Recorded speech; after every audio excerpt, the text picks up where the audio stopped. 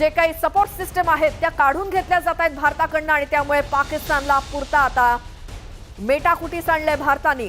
आणि ही जी काही दोन दृश्य आपल्या समोर येत आहेत या दृश्यामध्ये आपल्याला स्पष्टपणे दिसतंय पाकिस्तानातल्या लाहोर आणि कराची या दोन्ही ठिकाणी भारतानं हे बॉम्ब हल्ले घडवून ही दोन्ही सिस्टम्स पूर्णपणे नेस्तनाबूत करून टाकलेले आहेत। आणि हे ऑपरेशन सिंदूरचं दुसरा पार्ट आपल्याला म्हणता येईल, ज्यामध्ये पाकिस्तानला सपोर्ट करणाऱ्या सैन्याला सपोर्ट करणाऱ्या रडार सिस्टम पूर्णपणे नेस्तनाबूत केल्या आहेत भारतानं।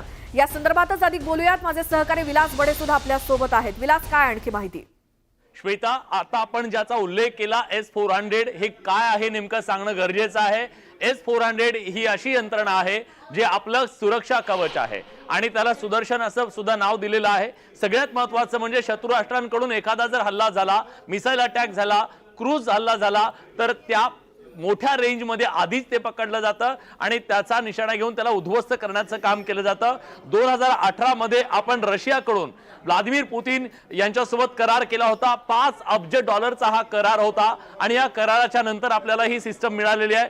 सीमावर्ती भागामध्ये विशेषतः ही तैनाती करण्यात आलेली आहे आणि आता 15 विविध शहरांमध्ये ज्या प्रकारे पाकिस्ताननं एक प्रकारे प्रयत्न केलेला आहे त्या शहरांवरती हल्ला करण्याचा, पण ही सिस्टीम आपली तैनात तिथं असल्यामुळे या सुदर्शन चक्रामुळे आपण ते सगळे हल्ले परतवू शकलेलो आहेत आणि त्याच्यामध्ये S-400 चा म्हणजे सुदर्शन चक्रचा महत्त्वाचा वाटा राहिलेला आहे। याची रेंज काय, 40 ते 400 किलोमीटर पर्यंतच्या कव्हरेज एरियामध्ये हे आपली सुरक्षा करू शकतं। म्हणजे बघा याचा एरिया किती मोठा आहे। आपण सांगायचं बोललो तर इथून नागपूर पर्यंतच्या अंतरामध्ये जरी एखादा मिसाईल आलं तर ते चेक करू शकतं।